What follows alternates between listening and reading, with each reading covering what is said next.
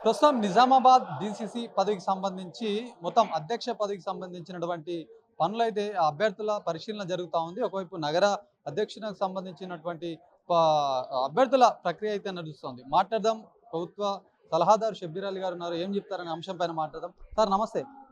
Sir ప్రస్తుతం నిజామాబాద్‌కి సంబంధించి ఇప్పుడు అధ్యక్ష పదవి ఒకవైపు నగరాధ్యక్షుడు కావచ్చు, డిస్ట్రిక్ట్ ప్రెసిడెంట్ సంబంధించినటువంటి అంశం ఏ విధంగా కొనసాగుతుంది? ఇది కేవలం నిజామాబాద్కే కాదు, భారతదేశంలో అన్ని రాష్ట్రాల్లో రాహుల్ గాంధీ గారు, దిగ్విజయ్ మల్లికార్జున్ ఖర్గే గారు అందరికీ జిల్లా ప్రెసిడెంట్ చేసేటప్పుడు అందరి అభిప్రాయాలు తీసుకొని అతనికి చేస్తే బాగుంటుంది. క్లోజ్ డోర్లో ఇద్దరు ముగ్గురితో కాకుండా చేయాలని ఇది ఇండియా లెవెల్లో పాలసీ. దాని భాగంగానే మన నిజామాబాద్కు అర్బన్ అండ్ రూరల్ కలిపి మనకు మన రిజ్వాన్ గారు సీనియర్ ఎమ్మెల్యే మరి బెంగళూరు నుంచి ఉన్నారు. అలాగే ఆయన అనుభవం బాగా ఉంది. ఆయన అనుభవమైన వ్యక్తికి ఇక్కడ ఒక అబ్జర్వర్ వేసి మీరు అభిప్రాయాలు తీసుకోమన్నారు. ఇవాళ నిజామాబాద్ అర్బన్ది అభిప్రాయాలు జరుగుతున్నాయి. ఇప్పుడు ఏ బ్లాక్, సాయంత్రం బి బ్లాక్. అట్లనే ఇంకా 3 దినాల ముందే బోధన అయిపోయింది. మన ఆర్మూర్ అండ్ బాల్కొండ 3 కాన్స్టిట్యూన్స్ అయిపోయింది. రేపు రూరల్ ఉంది. ఇంకా ఎల్లుండి మళ్ళీ సీనియర్స్తో పిలిచి ఒపీనియన్ తీసుకొని ఢిల్లీకి పంపుతారు. ఢిల్లీలో రాహుల్ గాంధీ గారు వాళ్ళందరూ కూర్చొని మెరిట్ ప్రకారంగా 5 సంవత్సరాలు కంటిన్యూగా ప్రెసిడెంట్గా ఆయన కాంగ్రెస్ పార్టీలో ఉండాలి. నెంబర్ 1. ఇప్పుడున్న 5 సంవత్సరాల పైన ఎవరైనా అధ్యక్షులు ఉంటే వాళ్ళను ఇంకో పర్మోషన్ ఇచ్చి తీసుకోవాలా. కొన్ని గైడ్లైన్స్ అని వాళ్ళు చెప్తున్నారు. అప్లికేషన్ ఇచ్చే వాళ్ళు కూడా వాళ్ళకి అప్లికేషన్ ఫామ్ కూడా ఇచ్చినారు వాళ్ళు. అది కావాలను అధ్యక్షులు కావాలంటే ఆ నామ్స్ని బట్టి వాళ్ళు స్క్రూటినీ చేసి రేపు ఢిల్లీలో ఇంటర్వ్యూస్ ఉంటాయి. ప్రస్తుతం హాట్ టాపిక్గా మారింది జూబ్లీహిల్స్ ఎన్నికకు సంబంధించి. ఎట్లా చూస్తారు కాంగ్రెస్ పార్టీ అభ్యర్థిని? మొత్తం ఒకవైపు కేటీఆర్ సైతం అంటున్నారు ఓట్ల చోరీ జరిగింది అని చెప్పేసి ఒకవైపున మాట్లాడుతున్నారు. దీన్ని ఎట్లా చూస్తారు? ఏం చెప్తారు? కేటీఆర్ గారికి ఏదో మనకు లేదు. 10 సంవత్సరాలు వాళ్ళ పార్టీనే ఉండే ఒక్క మోరీ లేదు, తాగే నీళ్ళ సమస్య లేదు, ఒక క్రిస్టియన్కు గ్రేవ్ యార్డ్ లేదు, ముస్లిమ్స్కు గ్రేవ్ యార్డ్ లేదు, టెంపుల్లకు స్థలం లేదు, ఆడ ఒక యువకులకు ఇలా చిన్న ఇండస్ట్రీస్ పెట్టలేదు, వానికి అడిగే అర్హత లేదు. ఇకపోతే బీజేపీ కిషన్ రెడ్డి వాళ్ళు అడుగుతున్నారు 10 సంవత్సరాలు కాంగ్రెస్ గతంలో ఉండే ఏం చేసింది, ఇప్పుడు 10 సంవత్సరాలు టీఆర్ఎస్ ఏం చేయలేదు. నేను అడుగుతున్నా 10 కాదు 12, ఆయన 12 సంవత్సరాల నుంచి ఎమ్మెల్యేగా ఉండే చనిపోయిన వ్యక్తి.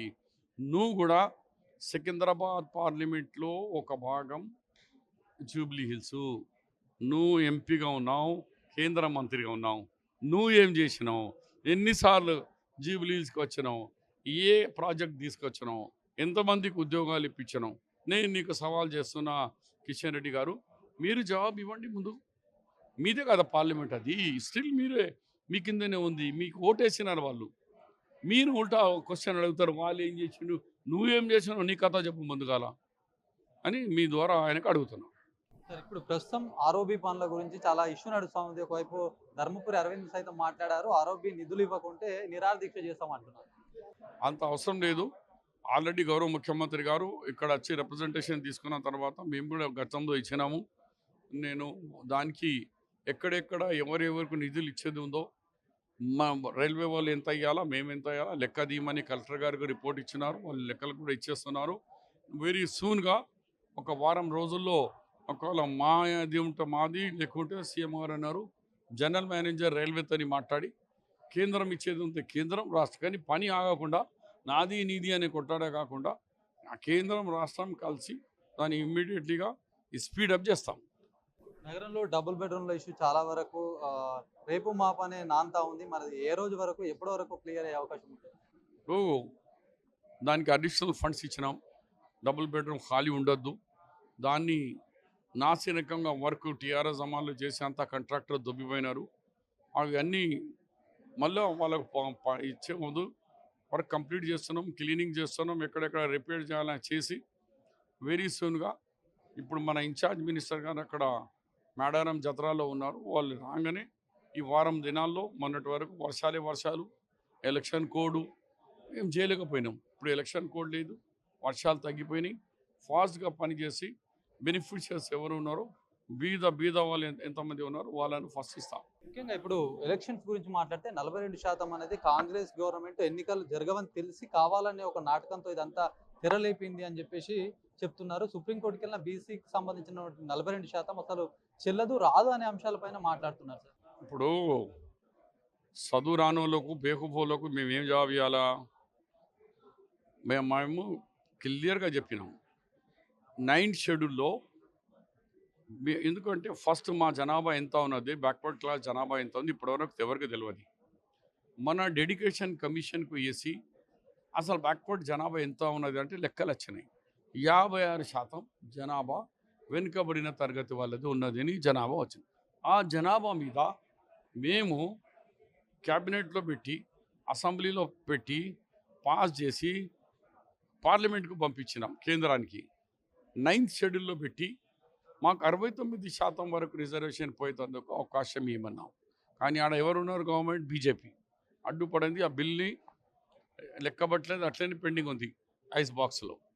తర్వాత మళ్ళా ఈ డెడికేషన్ రిపోర్ట్ మీద మేము మా గతంలో మా దగ్గర రికార్డ్ లేకు హౌస్ హోల్డ్ సర్వే ఉన్నది, బీసీ మెజారిటీ ఉంది కాబట్టి ఇప్పుడు లోకల్ బాడీలో మాకు ఇవ్వండి అని మళ్ళీ కేసీఆర్ పాస్ చేసిన పంచాయతీరాజ్ యాక్ట్ 18కు బదలాయించి 25 యాక్ట్ పంచాయతీరాజ్ యాక్ట్ 25లో దాంట్లో 22% నుంచి 42% చేసినాం. అసెంబ్లీ పాస్ చేసింది యునానిమస్, గవర్నర్ సంతకం పెట్టలే. వేరే రాష్ట్రాల్లో పెట్టిర్రు, ఈ రాష్ట్రంలో గవర్నర్ సంతకం పెడితే బిల్ అయిపోతుండే. అది బిల్ మీద ఫైట్ చేస్తుండే. కానీ మా చేయకుంటే చేయలేదంట. ఇంత ఎక్సర్సైజ్ చేస్తున్నాం. క్యాబినెట్, అసెంబ్లీ, రెండు సార్లు అసెంబ్లీ. ఒకటేమో 9th షెడ్యూల్లో, ఒకసారి ఏమో లోకల్ బాడీ ఎలక్షన్లో 42% మీద ఆయన కట్టలేదు. కాబట్టి హైకోర్టు ఏముంది, బిల్లు కాలేదు, గవర్నర్ గారు సంతకం పెట్టలేదు కాబట్టి మీరు కావాలంటే పాత కేసీఆర్ తయారు చేసిన పంచాయతీరాజ్ యాక్ట్ చేసుకోమంటున్నారు. కానీ మేము ఈ విధంగా వదలకుండా సుప్రీంకోర్టు పోయినాం.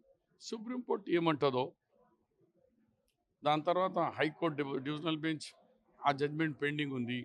అది అంతా చూసినాక మళ్ళీ క్యాబినెట్ పెద్దలందరూ చూసి, పార్టీ పెద్దలు చూసి ఆలోచించి చేస్తాం. కానీ మోసం చేయాలనుకుంటే ఇన్ని ప్రక్రియలు మేము ముందుకు పోతామా?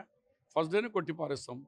రాహుల్ గాంధీ కూడా ఏమన్నారు, ఇది జో దీవార్ హే రిజర్వేషన్ కా ఉస్కో హమ్ గిరా దింగే. కేంద్రంలో మేము ఉంటే అయిపోతుండే ఇప్పటివరకు 69% పార్లమెంట్లో బిల్ అవుతుండే, మేము 9th షెడ్యూల్లో వచ్చేస్తుండే. కాబట్టి ఏం రాకున్నా మేము వదిలేది లేదు, 40% అమలు చేస్తాం. దానికి రేపు కేంద్రంలో వస్తే పర్మనెంట్గా 9th షెడ్యూల్లో తీసుకొచ్చి చట్టం మారుస్తాం.